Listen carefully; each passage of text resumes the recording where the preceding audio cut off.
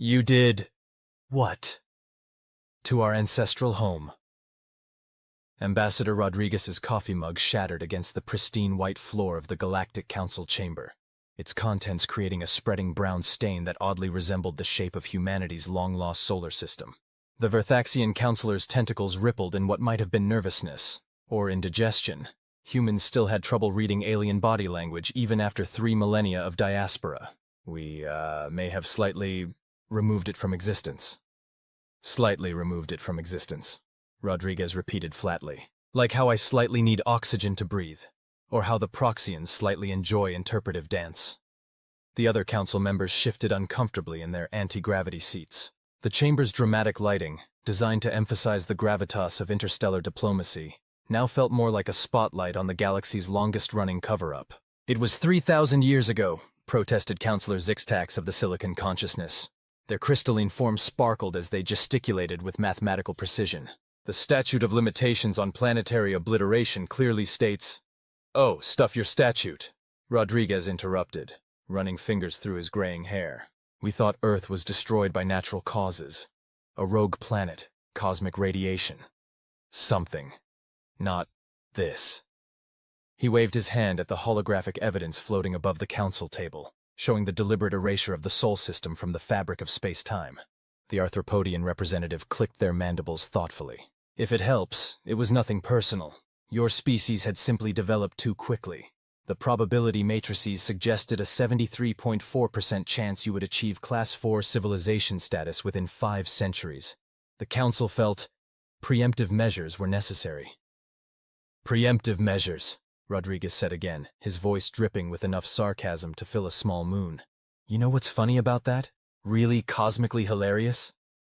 He pulled out his datapad and projected a new hologram. A massive fleet of ships, stretching as far as the eye could see. While you were all patting yourselves on the back, or tentacles, or exoskeletons, whatever, for your brilliant solution, you missed something kind of important. The council chamber grew deathly quiet as the implications sank in. The Verthaxian councilor's skin shifted to a sickly shade of mauve. "You see," Rodriguez continued, pacing around the table with the casual air of someone discussing the weather, "humans have this funny little trait. We're basically cockroaches in spacesuits. You can't just kill us off and expect us to stay dead. Those colony ships that left Earth before your little cosmic reorganization, they didn't just survive, they thrived." He tapped the hologram, zooming in on one of the ships. Its hull bore the unmistakable mark of human engineering, but with technology that made the Council's best efforts look like children's toys. 3,000 years is a long time to perfect the art of survival, Rodriguez mused. Long enough to develop technology you can't even comprehend. Long enough to master the very forces you use to erase our homeworld. And definitely long enough to figure out how to bring it back. The Silicon Consciousness representative's crystalline form vibrated with alarm.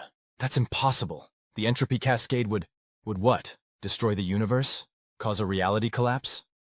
Rodriguez laughed, but there was no humor in it. "You know what humans did when we learned about the laws of physics? We treated them like suggestions. Guidelines, really.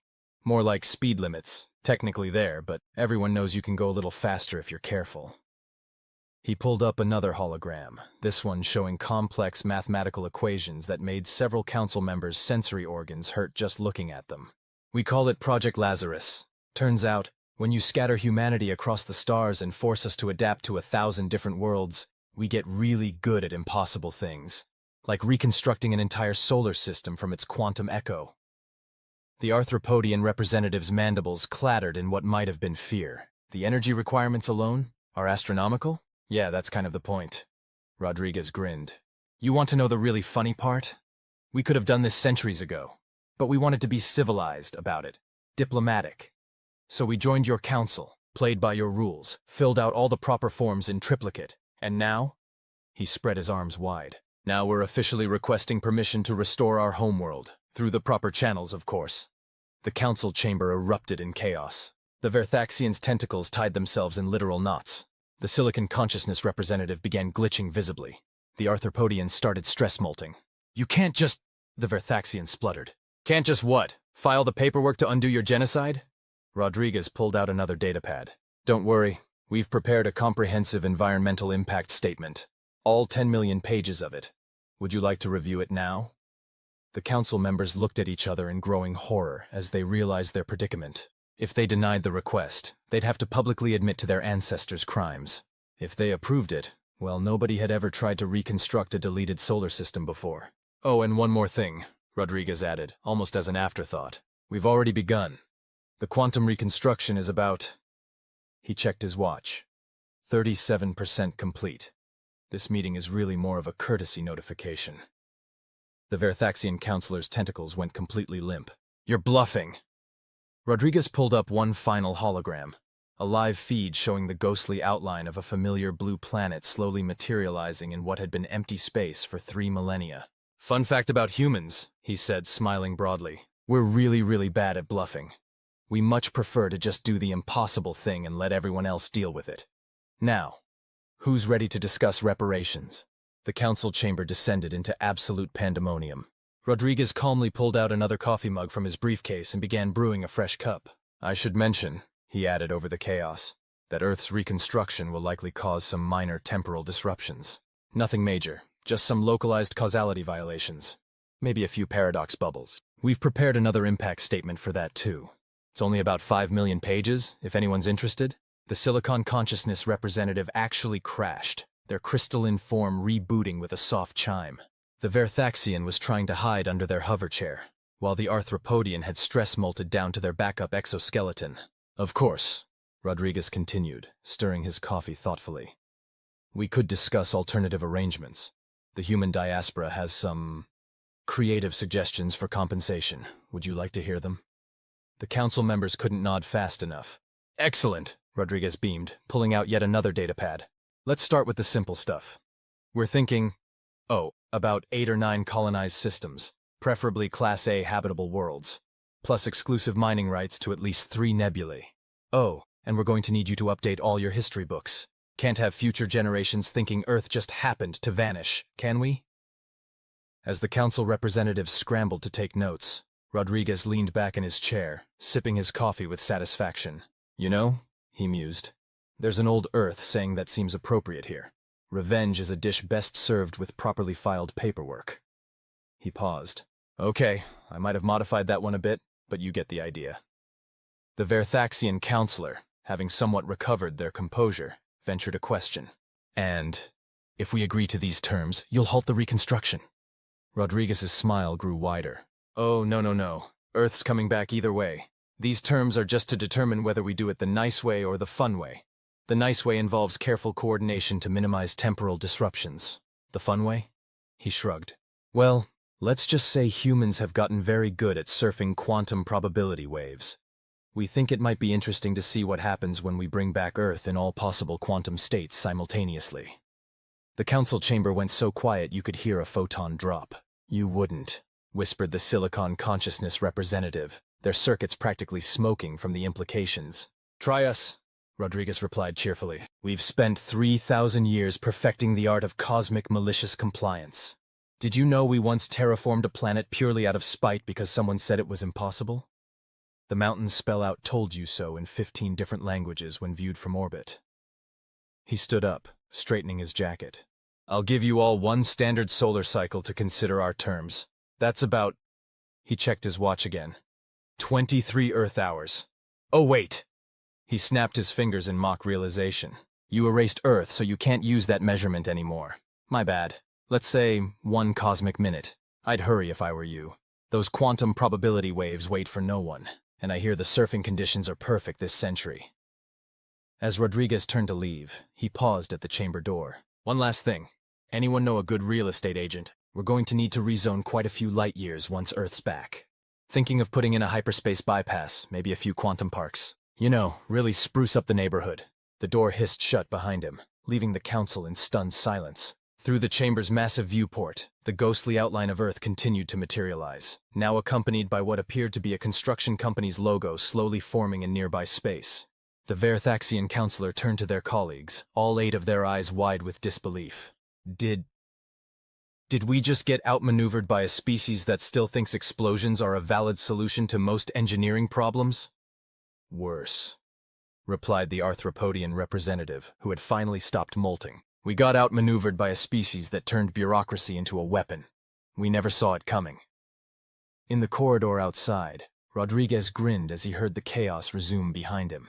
He pulled out his communicator, activated it, and spoke 5 simple words. Operation Papercut is going perfectly. Somewhere in the vast fleet waiting just outside the Council's space, thousands of human bureaucrats cracked their knuckles and began preparing the next phase of documentation.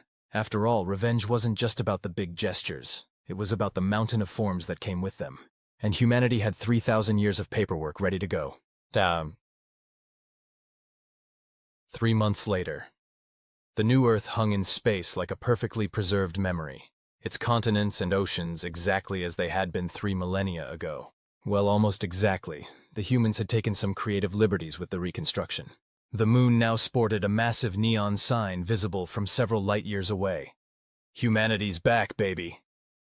In his office aboard the human diplomatic fleet's flagship, Rodriguez reviewed the latest batch of council concessions with satisfaction.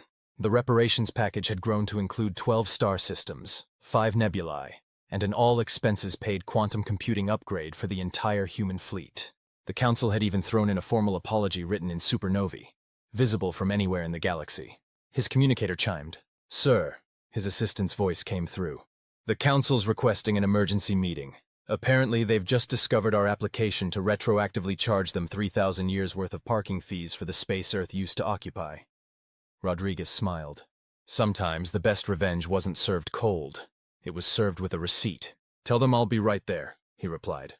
"And make sure to bring the forms for our proposal to establish a temporal litigation department. I hear quantum lawyers are all the rage these days." As he headed to the council chamber, Rodriguez couldn't help but whistle an ancient Earth tune.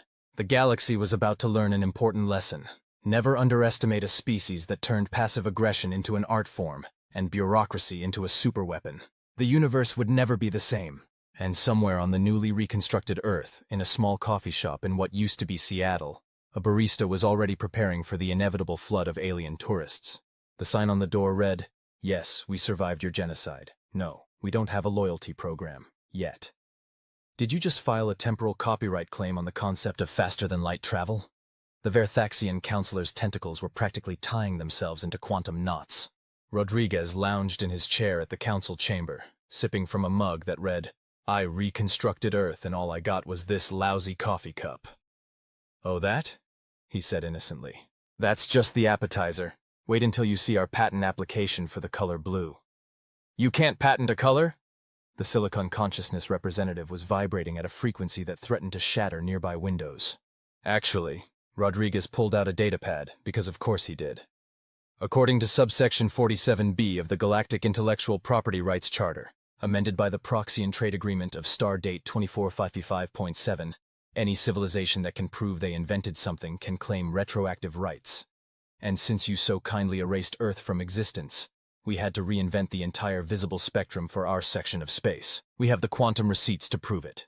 The arthropodian representative's mandibles clicked in what might have been admiration or terror. "Probably both. This is about the parking fees, isn't it?" "Oh no," Rodriguez grinned. "The parking fees were just to get your attention.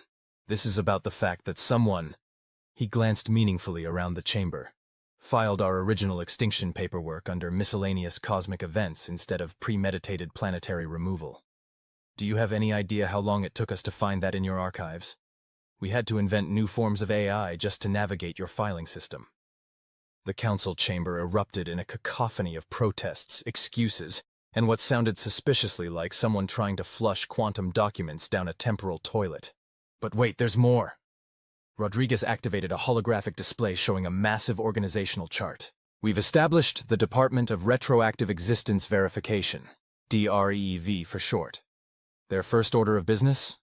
Auditing every single decision this council has made in the last 5,000 years. With full subpoena powers, naturally."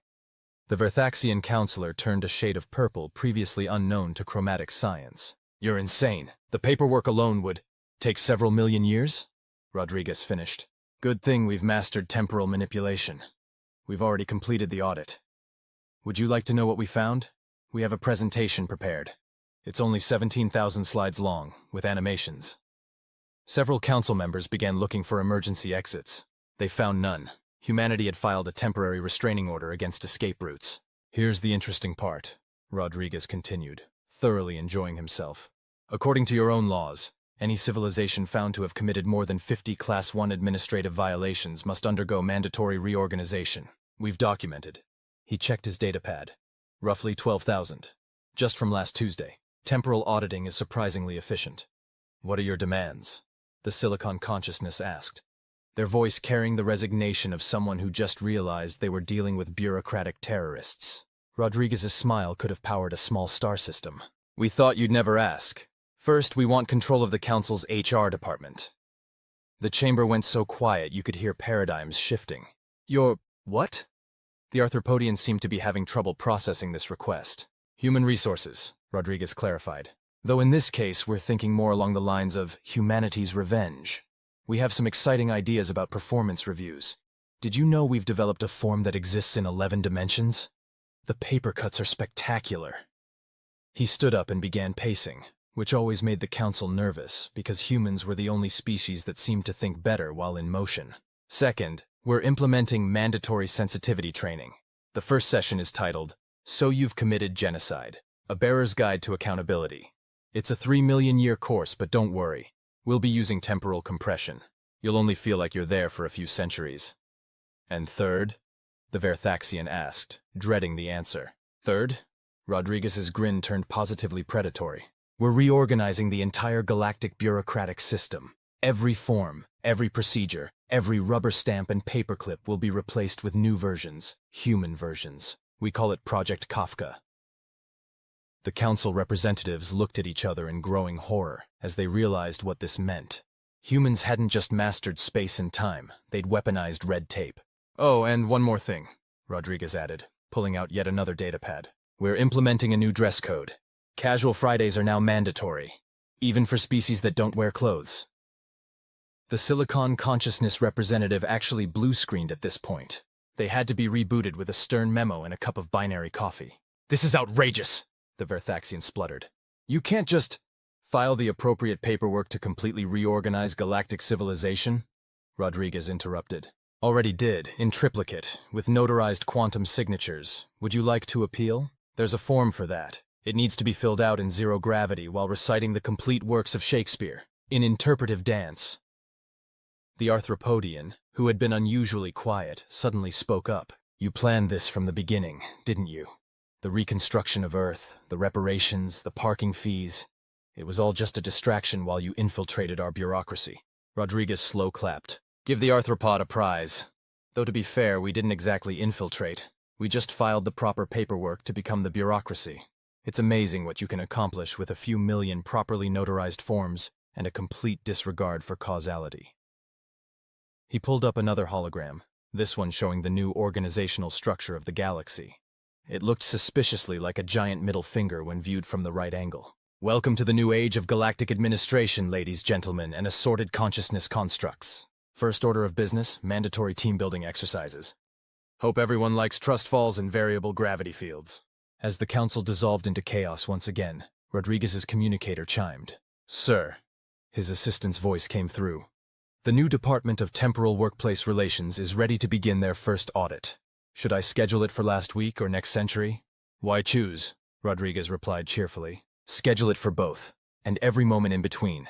Let's really give them something to file complaints about. He turned back to the council, who were now trying to figure out how to fill out resignation forms that kept quantum shifting between languages. Oh, and before I forget, we're also implementing a new coffee policy. All break rooms must now stock genuine Earth coffee. Yes, it's mandatory. Yes, even for species that don't drink liquids. Consider it part of your cultural sensitivity training. The Verthaxian counselor, who had finally given up trying to maintain dignity, asked the question everyone was thinking. How long are you planning to keep this up? Rodriguez checked his watch, which now displayed time in both standard Earth hours and bureaucratic eternities. Well, according to our calculations, it should take approximately 3,000 years to fully implement all our reforms. We thought that had a nice symmetry to it. Of course, that's not counting the appeals process, which could add another few millennia. But don't worry, we've prepared a helpful guide. Surviving Human Administration, a temporal horror story. He paused for dramatic effect. It's recommended reading, and by recommended, I mean it's absolutely mandatory and will be on the test. Speaking of which, who's ready for their first performance evaluation? We've prepared some lovely forms in non-Euclidean geometry. The sound of collective groaning echoed through the chamber, but Rodriguez wasn't done yet. He had 3,000 years of bureaucratic revenge to implement, and he was just getting started. After all, humanity hadn't just returned to the galaxy. They'd brought middle management with them. And that, as every species was about to learn, was the true meaning of terror. One temporal audit later, the galaxy had changed. Where once there had been chaos and arbitrary decision-making, now there were forms. Endless forms. Forms that filled out other forms. Forms that existed in multiple dimensions. Forms that had to be completed before you could even think about filling out more forms. And at the center of it all, in an office that existed simultaneously in every bureaucratic nexus in space-time, Rodriguez sat at his desk, sipping Earth coffee and reviewing the latest batch of temporal compliance reports. His assistant materialized in a puff of administrative efficiency. Sir, the Galactic Council is requesting permission to file a request for a meeting about possibly considering the potential of maybe thinking about starting the process of filing an appeal. Rodriguez didn't even look up from his paperwork. Send them Form 47XO. Application for permission to contemplate the concept of potentially initiating the process of considering an appeal to the Department of Temporal Bureaucratic Affairs regarding the implementation of human administrative protocols in non-linear spacetime. The short form or the long form, sir? Both, simultaneously, in interpretive dance.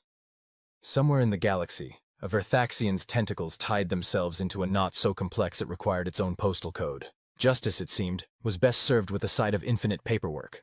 Sir, we have a situation. Rodriguez's assistant materialized in his office, holding a datapad that appeared to be simultaneously on fire and frozen in ice. The council species have discovered a loophole. Rodriguez looked up from his desk, where he'd been reviewing the latest batch of temporal workplace harassment complaints. A loophole? In our paperwork? Impossible. We had a team of quantum lawyers review every form in 11 dimensions. Not in the paperwork, sir. The assistant hesitated. They've started being efficient.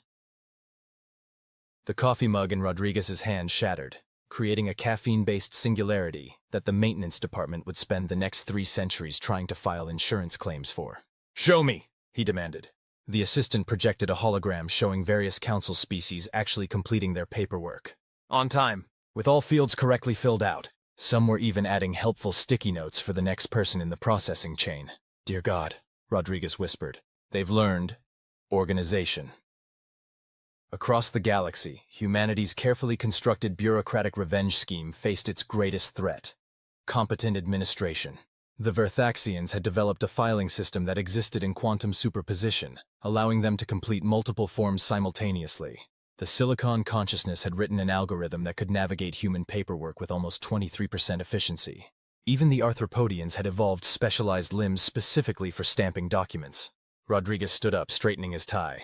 Get me the Department of Malicious Compliance, and the Temporal Auditing Task Force, and someone from IT. We're going to need to update the software to an even more unintuitive version. Already done, sir, his assistant replied. They'll be here last Thursday. The emergency meeting convened in a conference room that technically didn't exist in normal spacetime. The walls were covered in motivational posters featuring images of black holes with captions like bureaucracy, because someone has to make the universe more complicated, and deadlines, now in multiple timelines. Ladies, gentlemen, and quantum uncertainties, Rodriguez addressed the assembled team. We face an unprecedented crisis. Our victims have adapted to our bureaucratic warfare. They're becoming efficient. He spat the word like it was a curse. The director of malicious compliance raised her hand. What if we introduced more forms? They've developed quantum rubber stamps, Rodriguez replied grimly. They can process paperwork faster than we can generate it. Mandatory sensitivity training? Suggested the head of HR, Humanity's Revenge. They've started actually paying attention and implementing positive workplace changes. A temporal auditor in the back spoke up. Sir, what if we gave them exactly what they wanted? The room fell silent. Even the quantum fluctuations held their breath. Explain, Rodriguez commanded. Well, sir, what's the one thing worse than bureaucratic obstruction? A slow, wicked grin spread across Rodriguez's face. Bureaucratic assistance.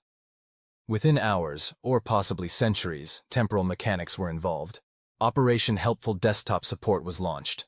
Across the galaxy, every council species received an upgrade to their administrative systems. One that came with Clippy. Hi!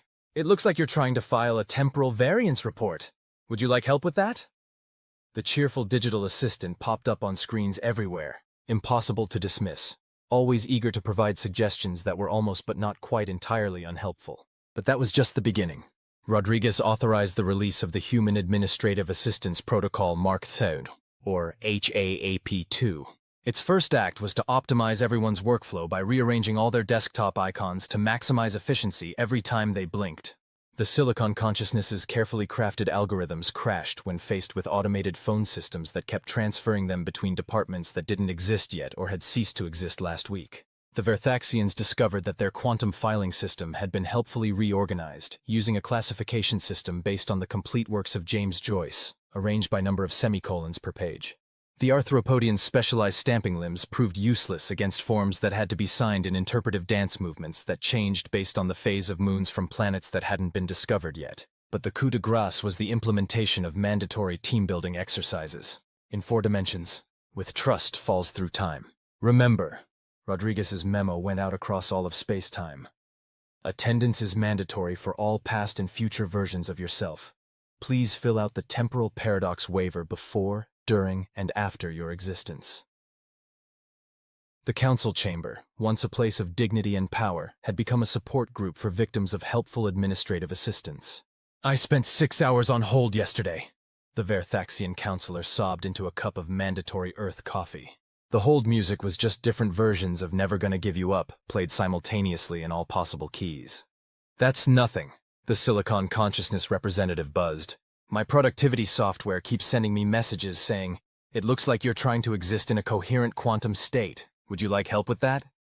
The Arthropodian representative had developed a nervous twitch every time they heard the words, team synergy. Rodriguez watched the chaos unfold from his office, which now featured a desk that rearranged itself every time he tried to find something.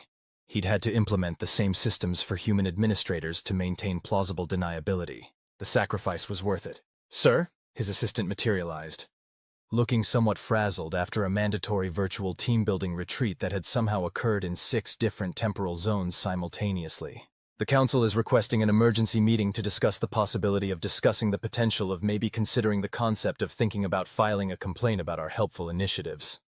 Excellent. Rodriguez straightened his tie, which had somehow turned into a Mobius strip. Schedule it for 2 weeks last Tuesday. And make sure to send them the pre-meeting paperwork for the meeting about the pre-meeting. The 70-page version or the 700-page version? Yes. As Rodriguez prepared for the meeting, he couldn't help but smile. Humanity had finally discovered something more terrifying than bureaucratic obstruction. Bureaucratic enthusiasm.